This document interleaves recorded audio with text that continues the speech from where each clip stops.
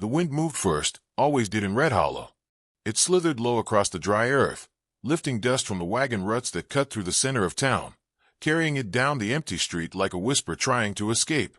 The sun pressed down without mercy, a harsh white coin burning above the rooftops, turning the wooden planks of the saloon porch into a blistered griddle.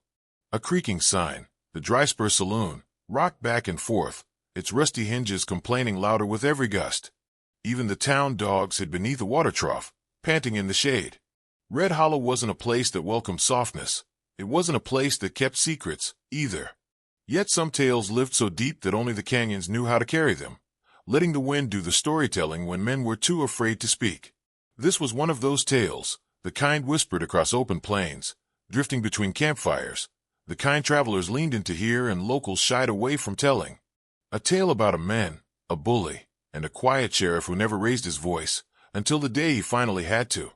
Jeb Crowder rode into town like trouble wearing boots. His horse kicked up enough dust to make the street shimmer behind him, and Jeb raised his chin as though he owned every board nailed into the place. His vest was open despite the heat, showing a chest covered in scars he liked to brag about. Earned in fights I won, he always said. He had a way of talking that turned good men sour, loud enough to make birds flee from rooftop perches. Ranchers hated him, storekeepers avoided him, but Jeb loved that fear. It made him feel like a king in a land where no crown existed. He spotted the stable boy, young Danny Harker, hauling a sack of horse feed from the back of the livery. The boy's face was red from the heat and effort, his boots nearly too big for him, but he worked with the kind of earnest determination only youth could carry. Jeb smirked, nudged his horse closer, and tipped his chin. "Hey, kid," he barked, "drop that." Danny hesitated. The sack slipped a bit but didn't fall. Jeb didn't tolerate hesitation. He swung down from his horse, stomped over, and slapped the bag out of Danny's hands. The boy fell backward into the dirt, raising his arms defensively. A small crowd gathered, just enough to make Jeb puff his chest larger. "Look at you," Jeb growled, poking the boy with his boot. "Can't even carry a feed bag right. What use are you?" Danny scrambled back, hands shaking. Laughter came from Jeb's throat, loud and exaggerated, bouncing off the wooden facades like a taunt thrown into the sky. He grabbed the boy by the collar, yanked him up, then shoved him face first into a puddle of muddy water left from last night's brief rain. The splash sounded like humiliation. "Town's full of weaklings," Jeb declared. "Always has been. Not all of us." The voice came from behind him, calm, steady, quiet enough that some had to strain to hear it. Sheriff Eli Mercer stood a few yards away, thumbs hooked into his belt, hat tipped low to shade his eyes. He wasn't tall, and he wasn't broad, but he carried himself with the unshakable stillness of a man carved from something deeper than stone.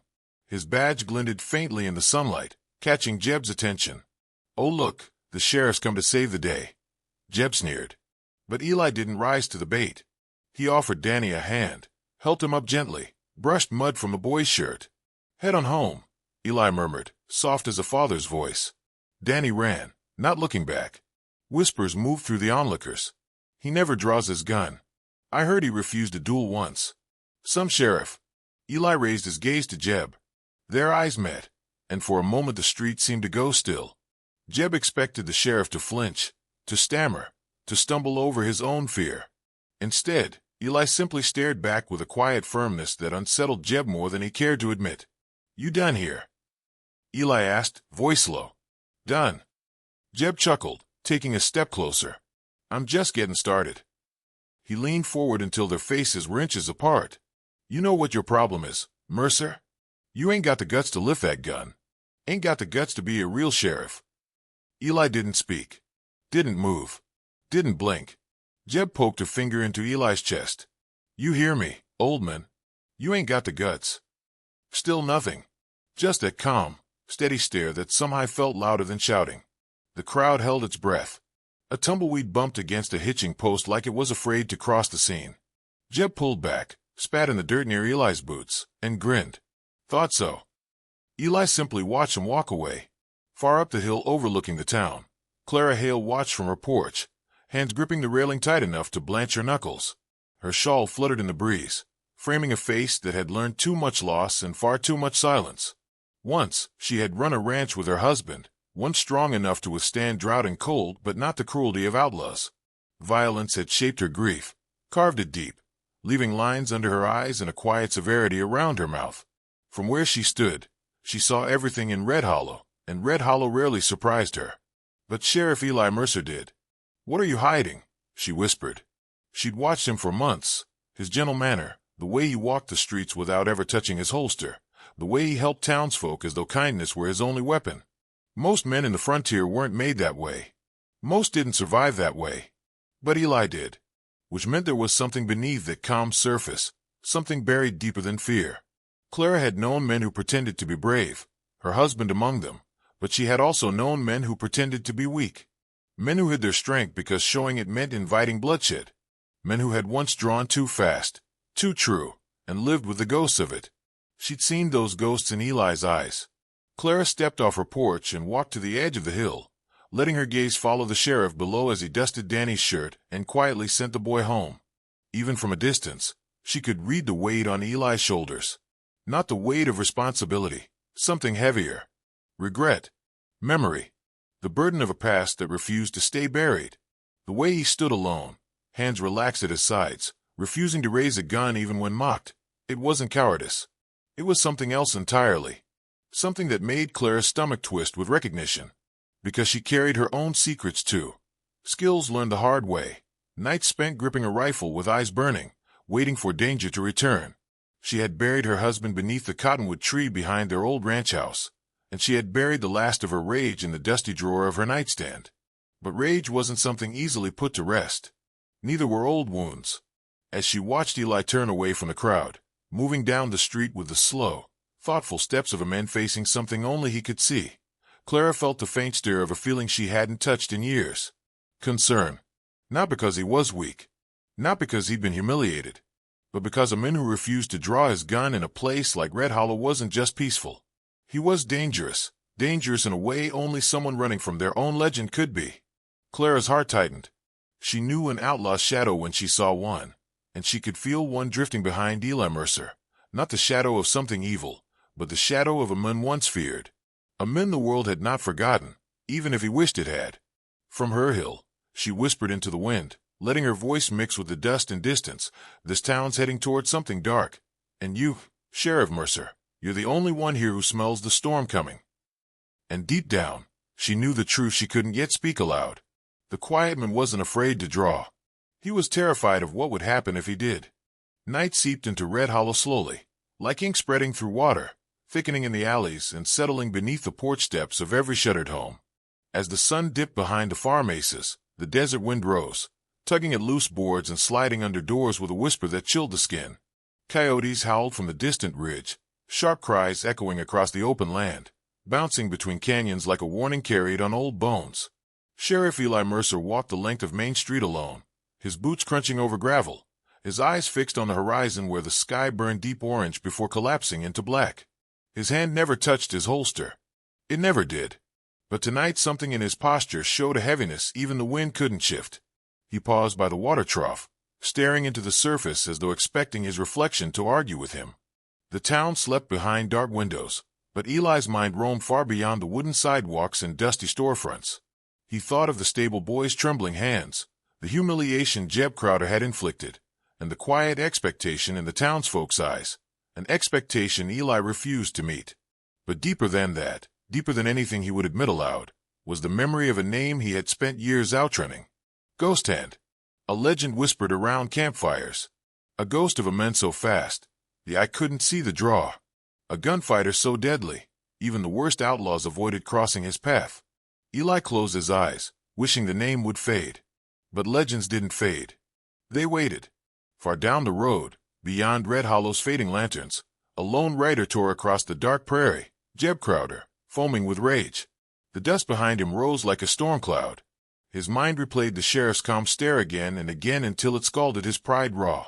No one disrespected a Crowder. No one walked away after shaming him in front of half the town. He kicked his horse harder, spitting curses into the wind.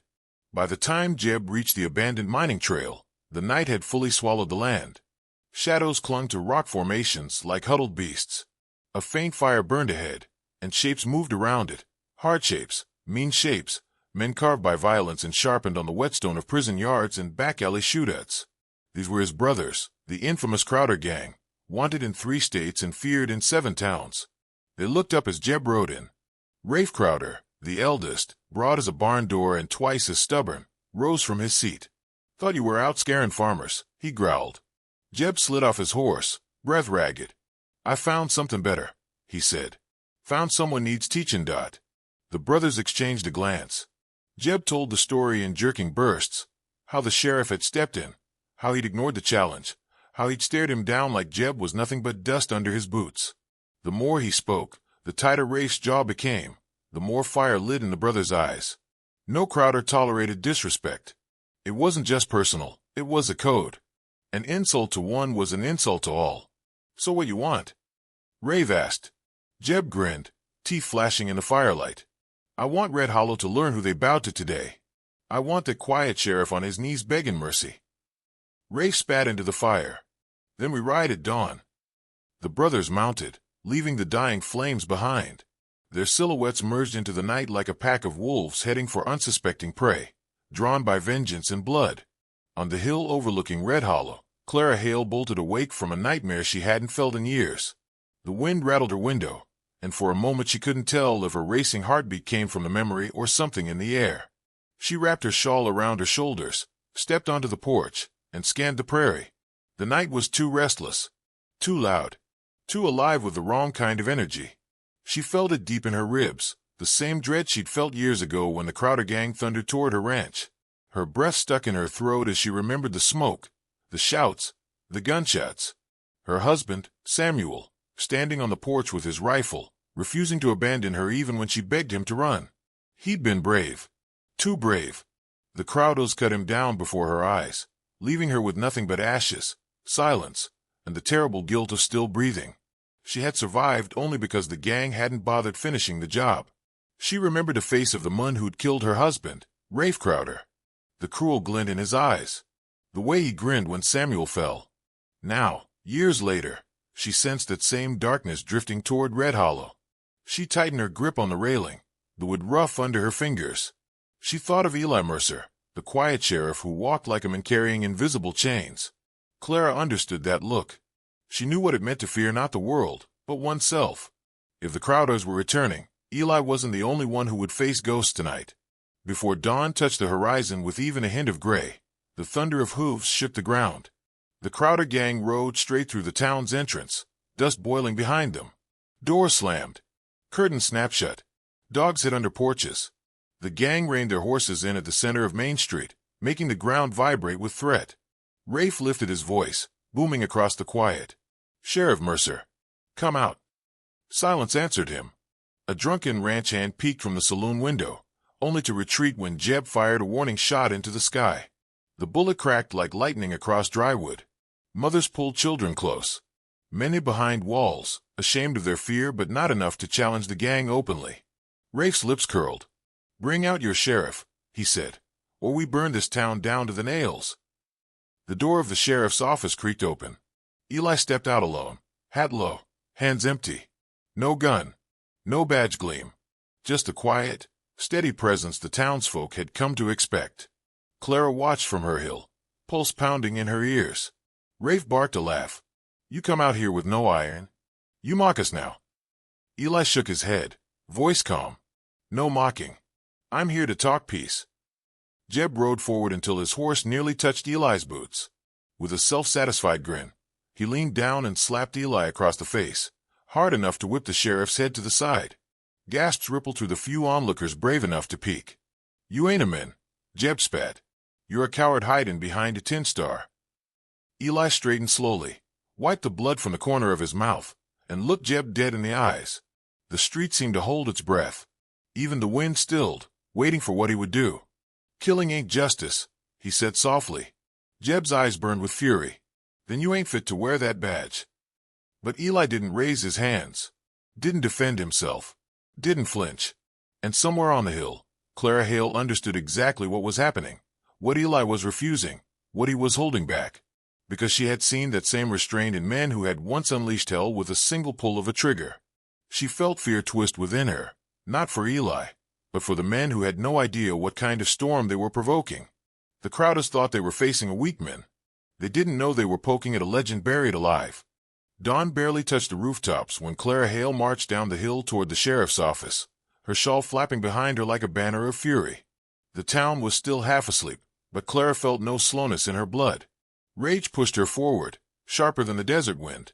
She found Eli Mercer sitting on the wooden steps outside his office, shoulders bowed, eyes fixed on the dirt like he expected it to judge him. He didn't look up when she approached. He didn't have to. Her footsteps carried a storm. "Why did you let him do that?" Her voice cracked the morning silence. Eli blinked, but gave no answer. Clara came closer, close enough to see the bruise forming along his cheekbone where Jeb had struck him, close enough to notice the stillness of his hands. Too still. Wrongly still. "You let a bully slap you like you were nothing," she said, struggling to keep her voice steady. "You let them humiliate you in front of everyone. What are you doing, Eli? What are you hiding?" "Because that wasn't fear." "I know fear."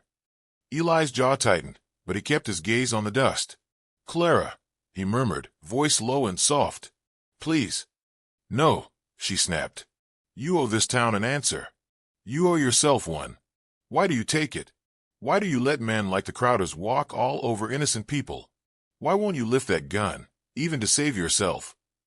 His silence stretched long enough to make her heart ache. Then he finally breathed out, slow and heavy, like the exhale of a man releasing a secret that had poisoned him for years. "Because I promised myself I'd never kill again." Clara froze, her anger suddenly tangled with confusion. Eli lifted his eyes, and in them she saw something she hadn't expected, remorse so old it seemed etched into the color of his irises. "I've taken lives," he whispered. "More than I want to remember. Enough that I wake up every night praying I never have to see that part of myself again." Clara held her breath. Eli's voice was breaking, unraveling the mask he'd worn since arriving in Red Hollow. "You think I'm calm because I'm brave," he continued. "I'm calm because I'm terrified of what happens when I'm not." A terrible quiet settled between them. Eli stared at his hands as though ashamed to look at her. "I can't go back to who I was," he said. "I won't." Clara knelt beside him, softening. She saw the trembling beneath the stillness, the battle waging inside him, the memory of whatever he'd once done shadowing every word. A man like Eli didn't fear death, he feared himself. And that truth, once revealed, held more weight than any outlaw's threat. Later that morning, Red Hollow buzzed with fearful energy. The Crowder gang's arrival had cracked the town's fragile peace like thunder. Men whispered in tight huddles. Women boarded windows. Shopkeepers gathered rifles coated in dust from disuse. The blacksmith hammered horseshoes not for sale, but for men preparing to ride or defend. Even the church bell rang early, calling anxious souls to prayer before the sun had fully stretched across the sky. People wanted to stand by their sheriff, wanted to believe in him. But after watching him take a beating without lifting a finger, doubt spread like wildfire. Some muttered he was cowardly.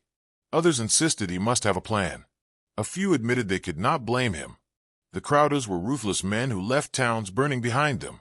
Facing them felt like inviting death. By midday, Red Hollow had transformed into a town bracing for war. Store doors barred. Water barrels placed near homes. Families gathering in basements. A few men stood guard on rooftops with borrowed rifles, though their hands trembled on the triggers. The sheriff's office remained the heart of the silent preparation, but Eli gave no orders, no speeches, no reassurance. He paced inside like a ghost, haunting his own thoughts. Clara watched the townsfolk with a sinking heart. She had seen this fear before, the night the Crowders tore her life apart. She knew what happened to towns that tried to be brave but lacked a shield to stand behind. And Eli Mercer, for all his quiet strength, wasn't acting like a shield. That evening, the sky bled red and gold over Red Hollow, and Clara found Eli standing by the edge of town, shirt sleeves rolled up, hands resting against a fence rail. His face was lit by the dying sun, shadows deepening the lines of grief carved into his features. Clara approached quietly, but Eli spoke before she made a sound. "You ever try to outrun yourself?" he asked, not turning. "No matter how far you go, you still hear your own boots behind you." Clara joined him at the fence. "Eli, who were you?" For a long moment he didn't answer. Then, with the resignation of a man peeling back an old scar, he began. "Years ago, before you knew me, before Red Hollow, before law badges or peace, I was someone they called Ghost Hand. The name hit Clara like a fist. She had heard it whispered across campfires. Travelers spoke of a gunfighter faster than a blink, a legend half believed, half feared. I was a different man, Eli continued. Fastest draw in 1,000 miles. I once faced 6 outlaws in a saloon who thought they could take me down. It was over in seconds.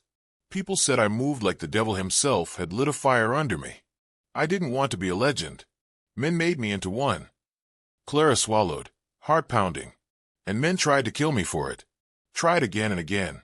Every time I put someone in the ground, 2 more rose up wanting revenge for the men before. Eli's eyes darkened. Until one day, it wasn't me they came for. It was my wife.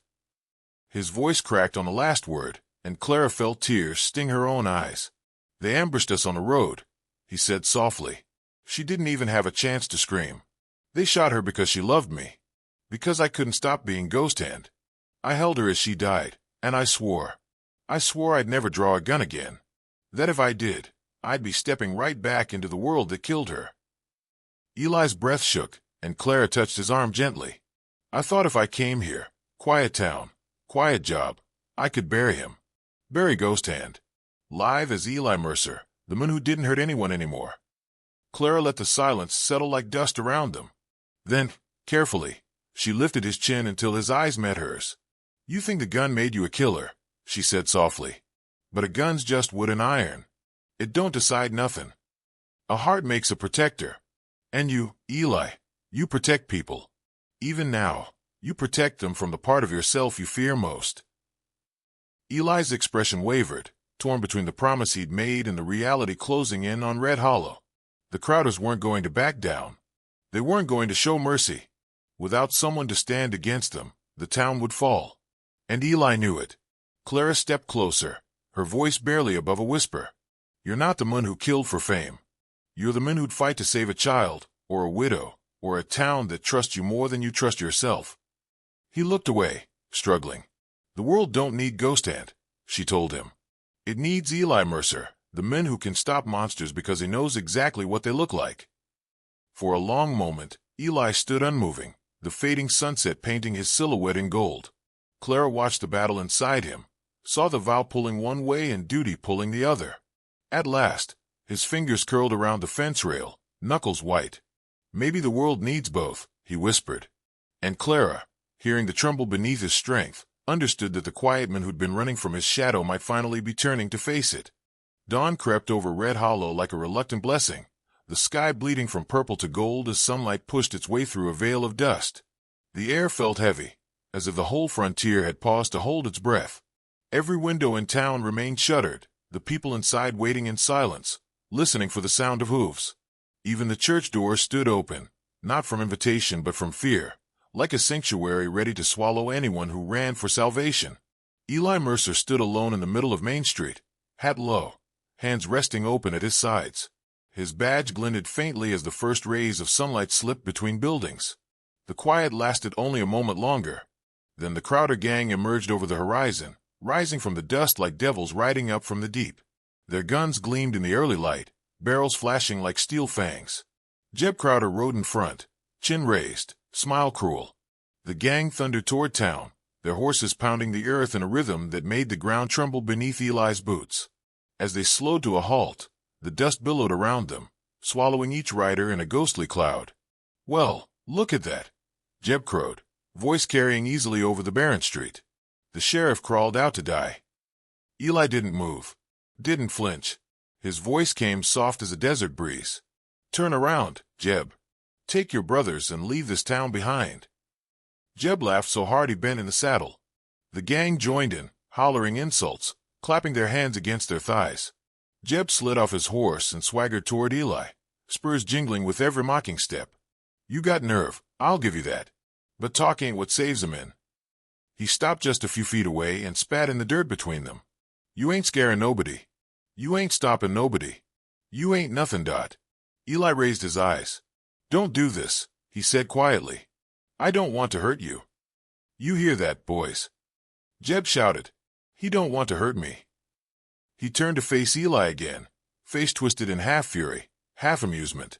You think I'm afraid of a man who won't even put his hand on his gun? Eli's voice dropped even lower. Walk away. Jeb's grin faded. With a sudden motion, violent, reckless, full of spite, his hand flew to his holster. No one saw Eli move. There was only the sound. A single crack that echoed through town like lightning splitting a dry tree. Birds exploded into the sky. Windows shook. Horses reared. Jeb cried out and fell back, clutching his hand. His revolver lay smoking in the dust, a bullet cleanly shot through the cylinder, the metal still glowing. Eli stood exactly where he had been, arm extended, gun steady, eyes calm as the settling dust. No tremble. No hesitation. No pleasure. Jeb's brothers stared, stunned. No one could have followed Eli's movement. No one had even seen his draw. Jeb screamed in pain, twisting on the ground. Eli holstered his gun with a soft click that seemed louder than the shot itself. Get up, Eli said, voice calm. You're done. But Rafe Crowder answered with a roar. Kill him.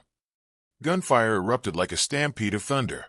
Bullets tore through wooden signs, shattered porch rails, and sent splinters into the air. Eli dived behind a water trough, his hat flying off from the force of a near miss. The crowd spread out, taking positions, firing relentlessly at the sheriff who had just humiliated their own. From the rooftops above, a new sound cracked through the chaos, a rifle shot. Clean, controlled, practiced. Clara Hale stood above the general store, her late husband's long rifle braced against her shoulder. She fired again, the recoil jolting her but her aim true.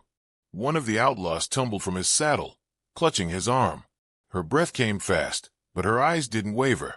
For years she had buried this part of herself along with the life she once lived. Now it rose with fierce purpose. Below her, townsfolk who had spent the night trembling behind windows began to push those shutters open. Men with old rifles took position behind barrels and watering troughs. Women dragged their children to safer rooms before joining the defense with pistols of their own. The sound of courage spread like wildfire. Protect the sheriff. Drive them out. Red Hollow stands together. Bullets rained from both sides. The dust of Main Street rose so thick it looked like smoke from a burning field. Eli used every second of cover to move between posts and barrels, choosing his shots with surgical precision, firing only to disarm, wound, or disable. For every outlaw that lifted his gun, Eli dropped him with a shot to the hand, shoulder, or boot. His movements were fluid, a dance of instinct and discipline. Ghost Hand had awoken not in fury, but in necessity. Clara kept firing from above, her heart pounding with terror and determination. When one outlaw aimed at Eli's blind spot, she shot first, her bullet slamming into his hat and sending him sprawling before he fired. Eli looked up at her, eyes locking with hers through the haze. She gave a small nod, one soldier to another, and he nodded back. The crowdos fell one by one, until only Rafe remained standing, fury burning hotter than sense. He charged through the dust, firing wildly, each bullet slicing through the air inches from Eli's face. You took my brothers. Rafe screamed. Eli stepped from behind the trough, the sun igniting his silhouette into something mythical. He walked forward slowly, each step measured, gun lowered at his side. You brought this on yourself, Eli said. Your greed. Your hate. Rafe shrieked and lifted his gun. Eli drew. The world seemed to stop. 1, 2, 3 shots, each fired with the precision of a man born to protect, not destroy. Rafe's gun shattered, pieces spinning through the air. His knee buckled from the next shot. The final bullet sent his weapon hand numb, knocking him flat into the dust with a cry that echoed down the entire street. Silence swept him behind it, heavy and absolute. Dust settled in slow spirals. Horses stilled. Every outlaw groaned on the ground, alive but finished. And Red Hollow stood victorious. Eli stood in the center of the street, chest rising slowly, smoke drifting from the barrel of his gun. He wasn't triumphant. He wasn't proud. He simply breathed, letting the weight of what he had become, what he had remembered, settle into his bones with quiet acceptance. Townsfolk emerged cautiously at first, then with growing awe. Murmurs spread like ripples. Ghost Hand. He's real. Our sheriff. Our protector. Men removed their hats. Women wiped tears from their cheeks. Children stared at him as if he were a figure from a legend come alive. Clara descended from the rooftop, her boots tapping softly on the ladder rings. She walked toward Eli through the thinning dust. When she reached him, she stopped just a foot away. You saved them, she said gently. Eli met her gaze, exhaustion soft in his eyes. "I didn't want to be that man again." "You weren't," she replied. "You were better." He looked down at his holster, the symbol of everything he feared and everything he had reclaimed. When he lifted his eyes, Clara was still there, steady, warm, unafraid. "Red Hollow's safe," she said, "because you chose to be who you were meant to be." Eli breathed in the quiet that followed, the peace after the storm, and for the first time in years, it didn't feel heavy. It felt right. Clara stepped closer, her presence gentle but certain, and together they looked out over the town reborn through courage and the return of a legend who finally understood the strength in being both protector and men.